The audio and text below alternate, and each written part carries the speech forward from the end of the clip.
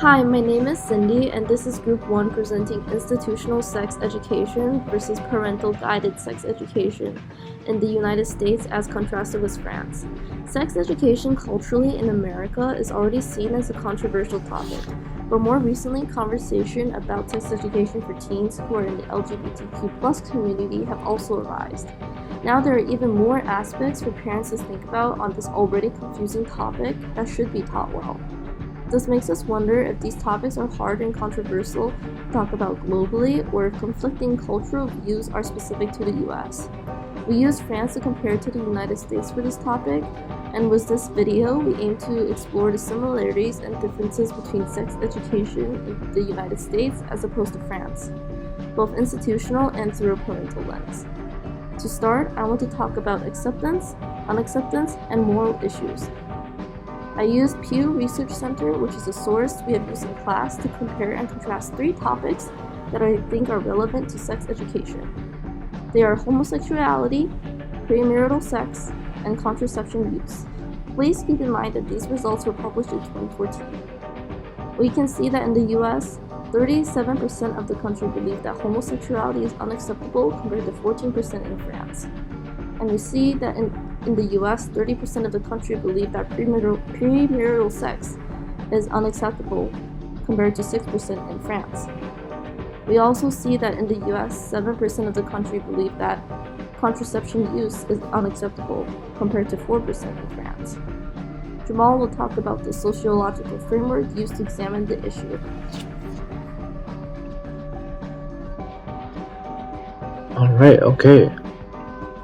Alright.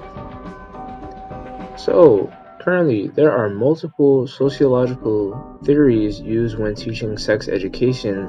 When comparing information gathered on sex education in the US versus France, most studies either aim to understand the difference, provide progressive attitudes on sex education, or work towards some kind of reform when reviewing past models of sex education. According to this idea, the social cognitive theory,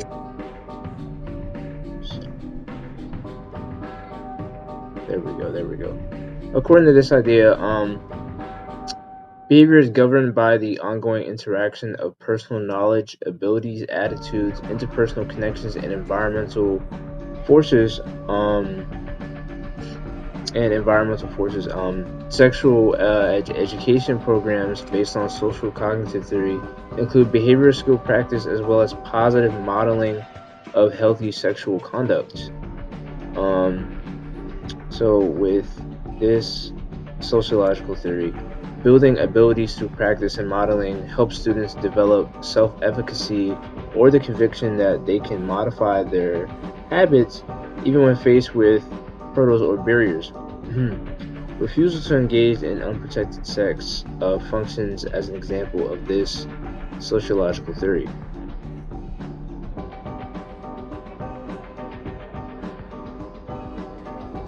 Now, this particular paradigm, the trans theoretical model, this paradigm assumes that behavior modification entails progression through phases of change rather than a single incident. So, basically with this cycle of stages, education systems based on this trans theoretical model will bring people through 5 stages of change. Pre-contemplation, so little intention to change the behavior in the future, and then contemplation is then formed. So with that, there is an intention to change the behavior within the next 6 months. And then preparation is where intention to take steps to change within the next few months occurs. And subsequent to that, action follows through, where engaging in the health behavior within the last 6 months takes place. And maintenance as well consists of practice of the behavior over 6 months to 5 years according to the trans theoretical model. Cognitive and emotional processes initiate movement from one stage to the next, most notably from pre-contemplation to contemplation. Now, back one. With the health belief model, this model assumes that an individual's readiness for change is determined by their evaluation of the threat of a health problem and the likelihood of reducing that threat through personal actions. This strategy is based on individuals weighing many factors before deciding on an action or behavior. So basically, this said individual must believe that their actions or behaviors will result in a desirable consequence and must be sure that they can achieve the means to an end when it comes to these particular behaviors. But what we found was most interesting was that we believe that the theory of planned behavior is more closely associated with how researchers perceive the institutional and parental take on sex education in both France and the U.S. Primarily because this theory holds that an individual's intentions. This theory holds that an individual's intents to execute a behavior may be predicted based on their attitudes towards the said behavior. So subjective norms about the behavior and perception of control over the behavior is evident here. Sexuality education programs that focus on building favorable attitude toward healthy sexual practices and social acceptance for these healthy behaviors results in higher levels of attention to use health promoting behaviors. So this is basically why the U.S. is recommended to work towards some kind of reform for their sex education that includes a more comprehensive discussion around sex. And the presence or absence of particular factors influences individuals' perceptions of personal control, which basically makes it simpler or more difficult to do the behavior. For example, France's sex education curriculum is a bit less than progressive compared to the U.S.'s. So as a result, behaviors such as harassment, which might be seen as more sexually fluid in I guess lack for a better word French terms, is problematic overall. And this actually relates to statistical findings. From this we know that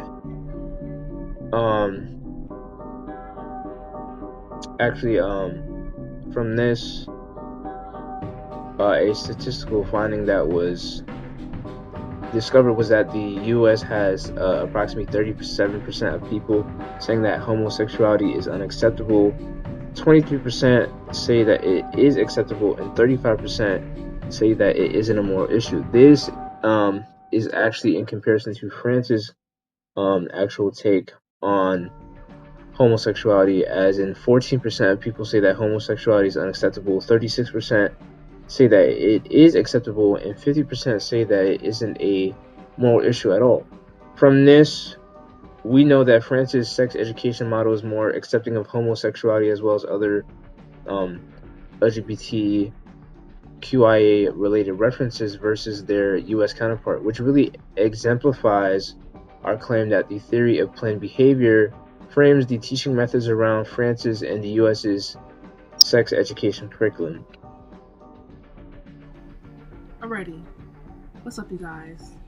I'm going to talk about the United States policy recommendations for making sex ed more comprehensive and realistic, as opposed to what I dare say religion-based. So we've got first recommendation being to eradicate the abstinence-only programs that tend to be used by more religious schools, like private schools.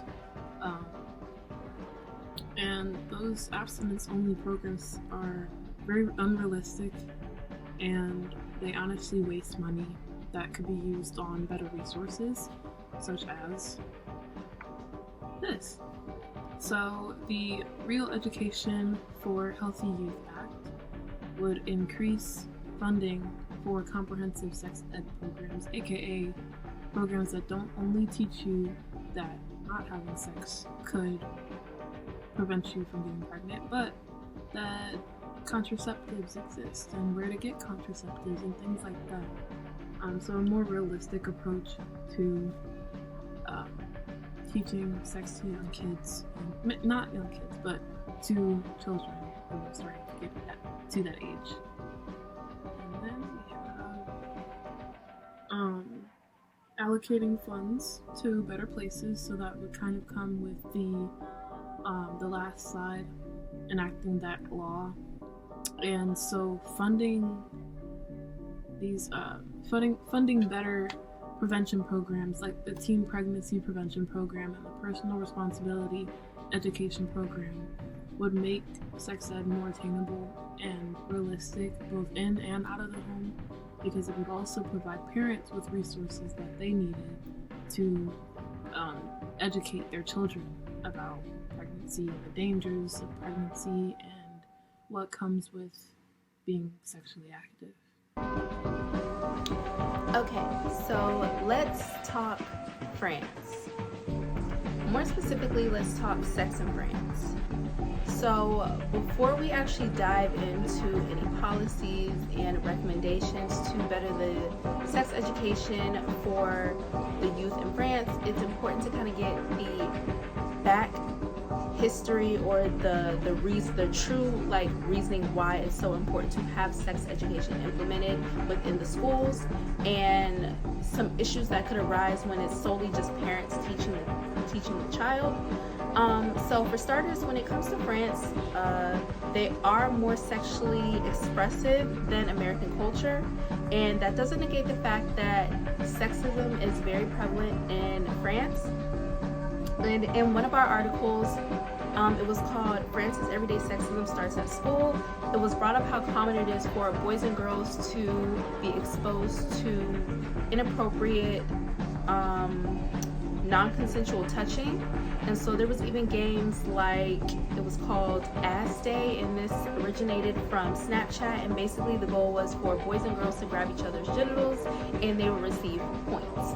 So that's a great example of them being exposed to sex and not having the knowledge, the critical thinking skills, or any of that to understand that they could really be hurting somebody, their peers, as well as themselves. And so it's also important to remember that we can't forget that cyberbullying is also very, very prevalent in school, and how that also adds to sexism, and why on top of everything else, like sex education will help kind of put some of these things that are going on in check, and also kind of just try and educate the kids more so that they understand like this is wrong and then what's right, and vice versa.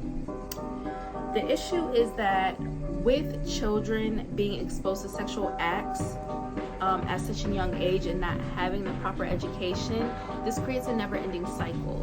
And this never-ending cycle is of stereotypes.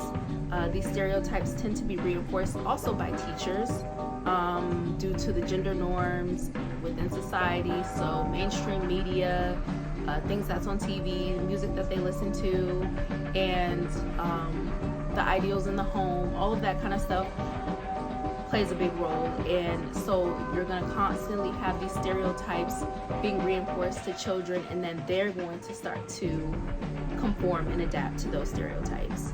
And so children can also become violent as they transition into adolescent years due to the stereotypes and the mainstream media, and being exposed to the wrong ideas of what sex is. So that's very, very, very problematic, and that's a huge issue. It was even talked about how boys can experience bullying when they don't conform to the ideals of what a man is. So what are the solutions then? And with France trying to be more progressive, France believes in implementing gender-based behavior and sexual violence curriculums in sex ed. The National Sex Ed curriculum has even been in place since 1973, and with France trying to be more progressive, they think that they can even teach it to as young as elementary level children. And despite there being some controversy around sex ed, there is still a good fight to give their sex education curriculum a makeover so that it can debunk and tackle some of the issues within society that they're facing when it comes to kids and sex and their sexuality. So really the goal is for younger kids to be able to understand what consent is, and France also wants to be able to have them think critically when it comes to gender roles. Therefore, sex education is very important, and it's not just, like I said, about this whole idea that people think it'll teach their kids how to have sex or want to have sex. Like, they're missing the bigger picture. It's really about educating them so they can make sound decisions when navigating their sexuality well into adulthood. And so, what else is France trying to do? So some additional policies with France trying to move in a more progressive manner. They want to introduce things like sex, gender, and identity, which will really help debunk and gain more understanding around the stereotypes and how they're a problem. But also on top of that, aside from like teaching about consent and teaching sex ed at a younger age, like I spoke about earlier, they also have implemented a policy by the Ministry of Education that states students at the age of 12 must complete 2 hours of mandatory sex ed, and then secondary students must attend 20 to 40 hours of health education workshops over a 4-year time period. And what I thought was really interesting is that parents can't intervene, so they can't stop their child from attending, and this helps upholds the child's right to receive sex education. But this also helps alleviate the bias that parents might instill within their child, which could further push stereotypes and gender norms. And so instead, this will allow children to receive a consistent sex education.